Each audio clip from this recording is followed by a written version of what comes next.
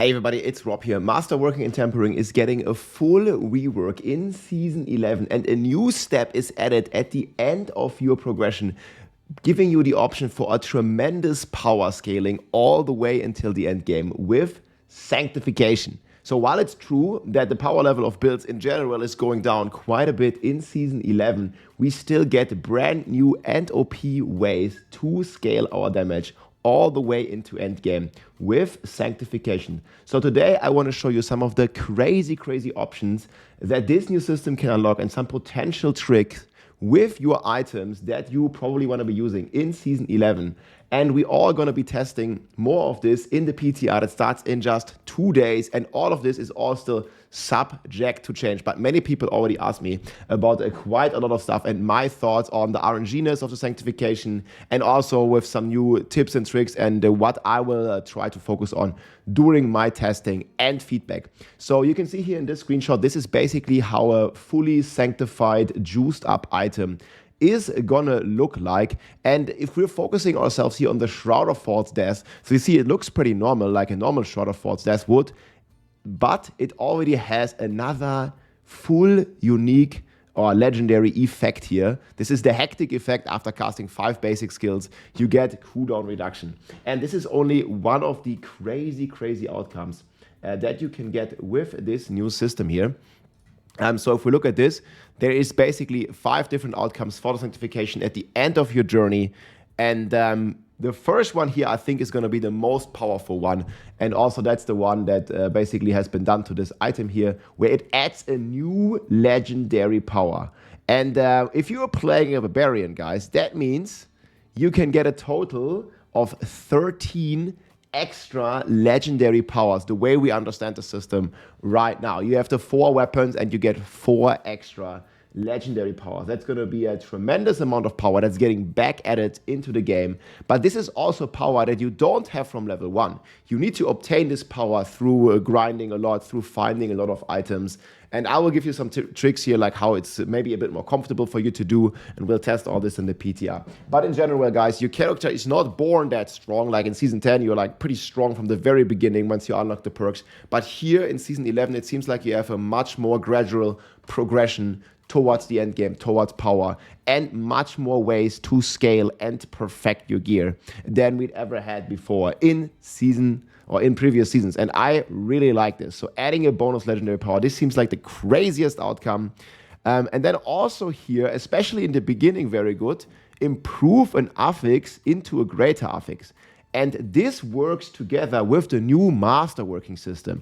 You can see here the cost for Masterworking. This is the video that Riker posted with the devs.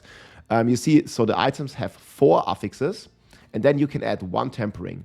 And then you can upgrade this. You see this in the video here. This item is essentially just getting upgraded here a bunch. And you can see the costs down here. They barely even change. It's very cheap. 50 Obduxite, 1 soul, and 2 of these fragments. And you see this goes all the way up to 20. So I think Masterworking items 220 seems to be a very cheap endeavor and something you can kind of spam in a way if you farm and you play the game. But then in the end, guys, it also turns an affix into a greater affix as well. So if you're starting your journey with a 1 GA affix, like it's not that hard to get a 1 GA affix, like a sword like this. I just gambled a couple of swords, like I got a ton of them. Like it's just like 1 GA strength affix. It's very easy to get, and a sword like this, I think, can already be turned into a very powerful weapon. You do not have to find a 4 out of 4 greater affix item. So like a sword, and you can always redo this as well. So a sword like this is going to turn out into a pretty good, pretty crazy item. So if you masterwork it and you temper it, you hit 1 extra greater affix. That greater affix can hit the temper, which is going to be pretty insane. So let's say we want to temper this. Like it's going to have like, I don't know, maybe it's going to also have like crit damage on top of this. So it's going to have 1 more stat. That's probably crit damage or something.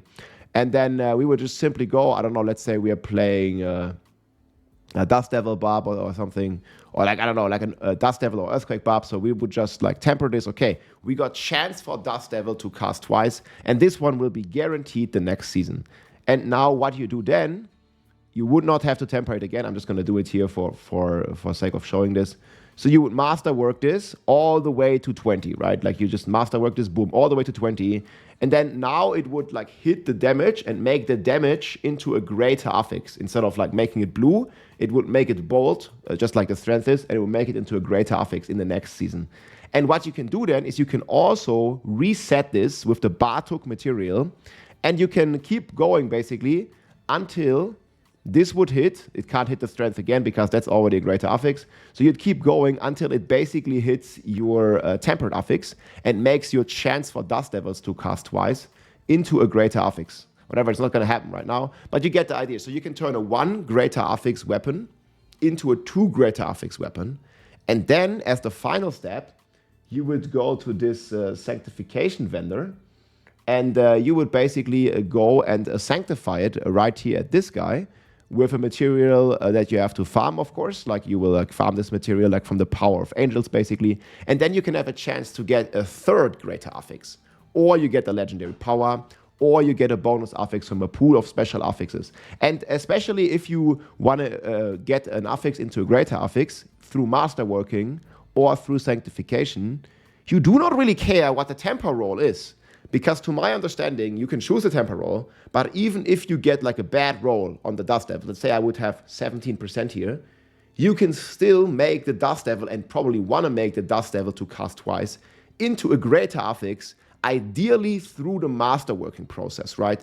Through the capstoning of the items, like you basically, like it's going to be like rank 20, it's going to turn another affix into a greater affix, and that hits the temper, confirmed by the devs. So you most likely want to hit your temper as the greater affix. And that also doesn't really like requires you to farm the temper into like a fully max roll. You don't need it because you're just going to make it a greater affix anyways, and then it's becoming the highest value it can be to my knowledge. We'll test this on the PTR, but I believe that's how it works. And that's going to be pretty insane actually, because that basically means you can like kind of still get a lot of value. I don't know, like let's say you're looking for rings and you're looking for the Wrath of the Berserk cooldown here. You can turn it into a greater affix, and it goes from like 15% to like I think 22 or something similar that I have on a fully masterworked ring here. So we're not even losing that much power, at least if you're scaling into the end game and you're making your temper affixes and other affixes into a greater affix. And again, you do not have to perfect your temper with the tempered scrolls, which you can use unlimited now. I think the best way to perfect your temper is to turn it into a greater affix, ideally through Masterworking, but also potentially through Sanctify. And then there is another effect here that you can get. So all of these have 20% chance of happening, 1 in 5, that you get a bonus pool of Sanctified affix. You can see this here, this little angel icon, that's a Sanctified icon. This is like a this is like a druid gloves here that basically got a multiplicative lightning damage. So that's like an 8x multiplicative lightning damage. So that's actually like, it's a straight up multiplier. It's not plus, many people miss this, it's a multiplier. So that depends on, like, it's say on your chest, you can't get an offensive Sanctification item, but you probably can get one of these here, and you can get multiplicative lightning damage on your chest, which normally can only roll defensive roll or a resource roll, right? Like if I go here and let's say I would try to imprint my chest here, you can see I only have the option, and I think the Sanctification, again, we will see on the PTR, but I believe the Sanctification only follows these rules, so you cannot get, let's say, an Edge Master on your chest, because Edge Master is an offensive aspect that you probably can't get on your chest, even with Sanctification. So I think on a chest, like, it's still going to be defensive or utility. So here you would have a total of 18 plus 14.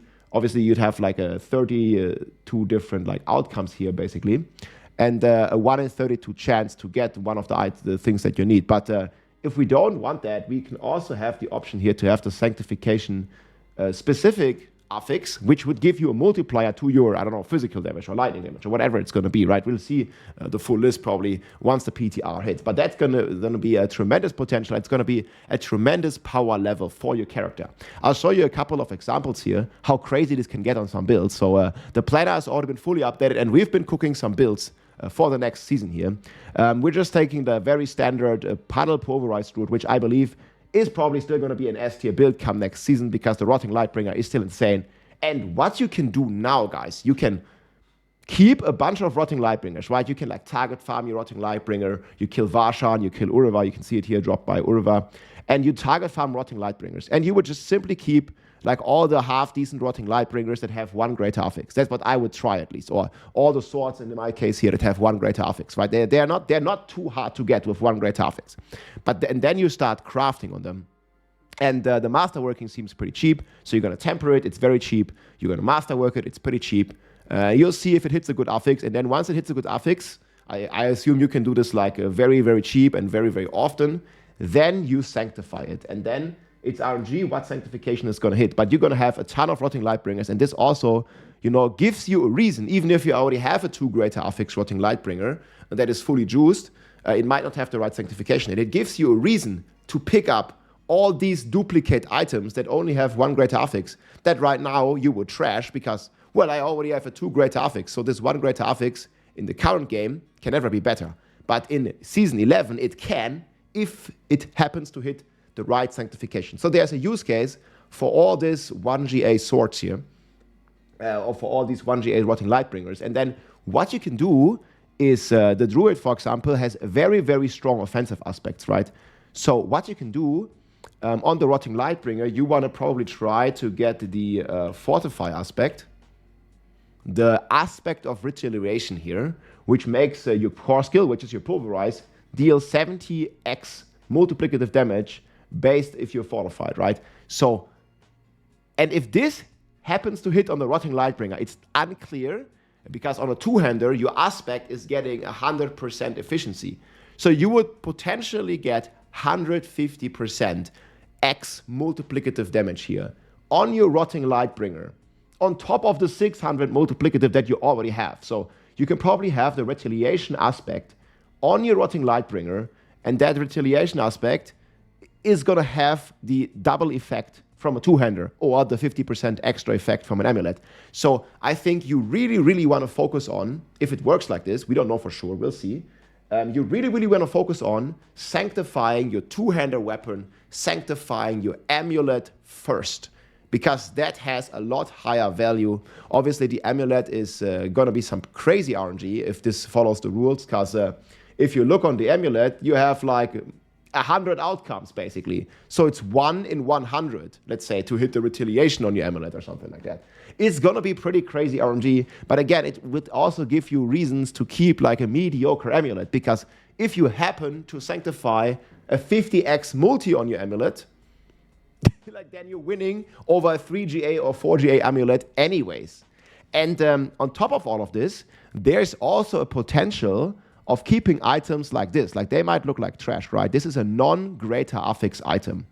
But through the Masterworking process, I'm not sure how it's going to work, but I'm thinking that, you see, it has only 750 item power, non-greater affix, but through the Masterworking process, you're going to make one of the stats into a greater affix.